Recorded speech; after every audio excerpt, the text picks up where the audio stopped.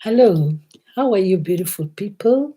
And this is another day when I've coming to you all the way from Germany. And today the topic will be about those of us who are in the diaspora, whether it's in America or the rest of Europe. And I'll specifically, of course, talk about us here in Germany, but I'll really be representing everybody. But don't forget to subscribe because as I have said continuously, the reason why it's good to subscribe because it's a form of communication.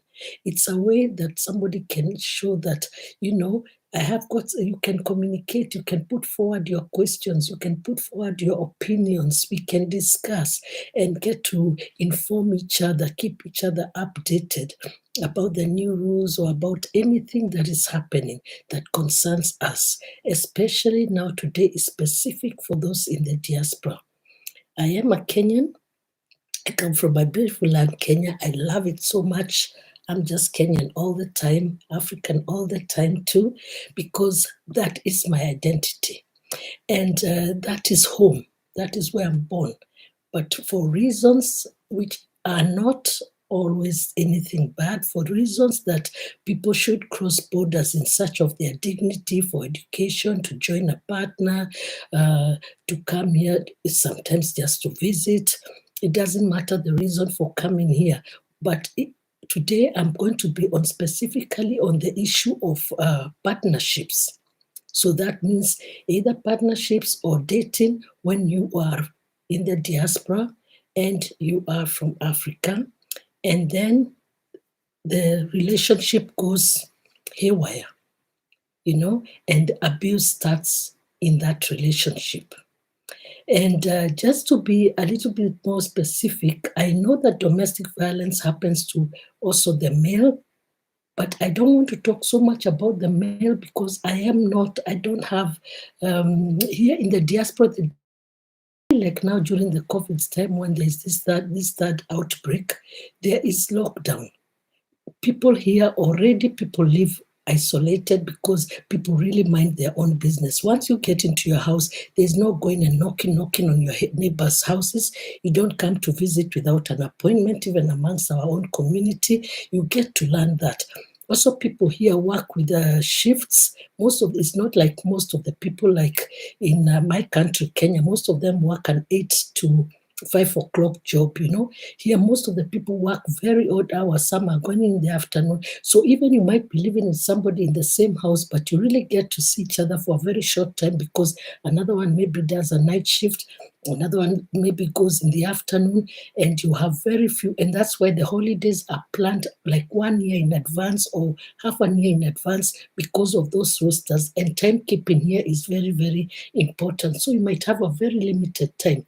But what is happening right now, a lot of the people are at home. A lot of the jobs, especially most of the jobs that most of us were doing, because there's also the problem of when you come here, the language.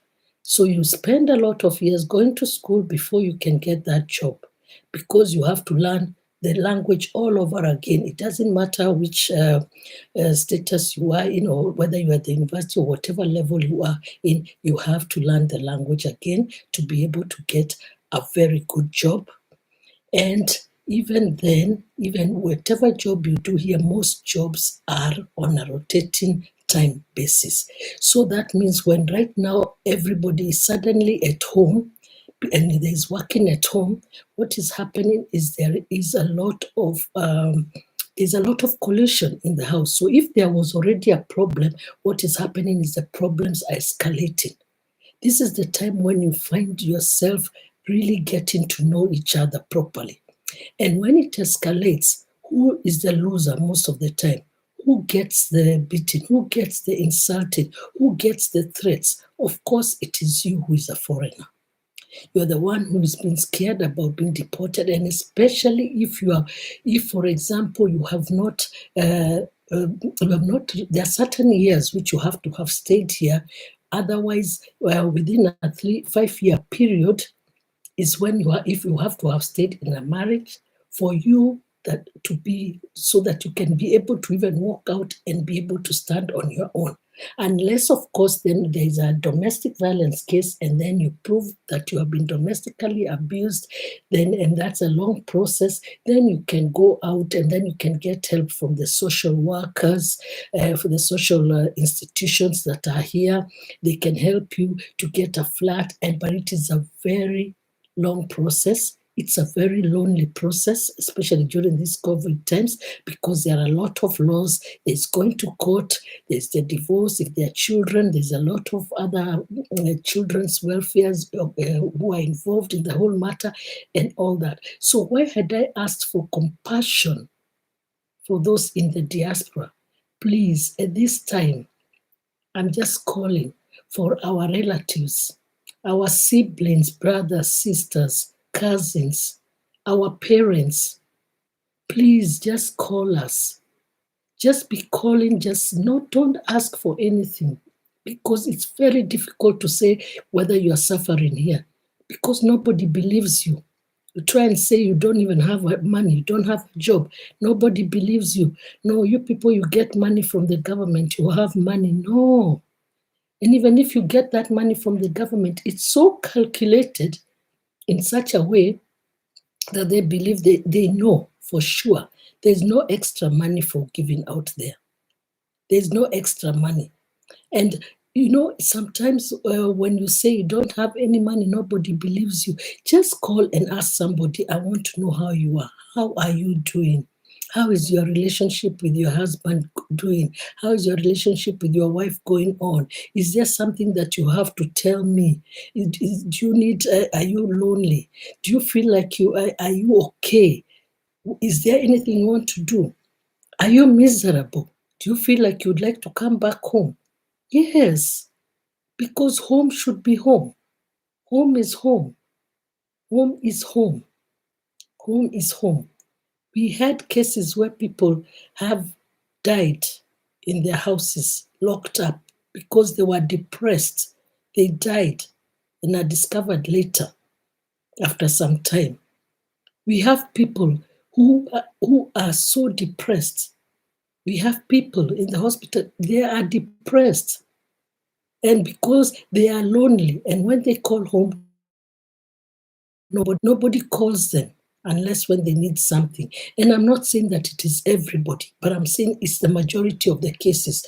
We talk about it, just on social media, just sometimes discussing about the things we are going through, but we don't have a solution. But today, I'm just calling, please, today or this week, before the end of this week, if you have got somebody, please just call them and say hello. Say, I just called to find out, are you okay? Because people are locked down, there are no jobs, and this situation is not going to change. Here especially, it's going to continue digital. So which means not very many people will go back to their jobs. Yes? And then don't forget, we are Africans. And we are, as Africans, life. This is how we grew up, and this is how we are used to. We are used to family. Family means everything for us. Yes. So please just call us to find us how we are. Or when we call, sometimes ask, is there something you wanted to tell me?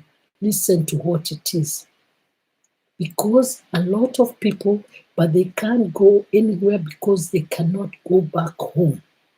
And some of them, their parents are very well off. They are from very well off families. Actually, they don't have to persevere. It's not a must to persevere.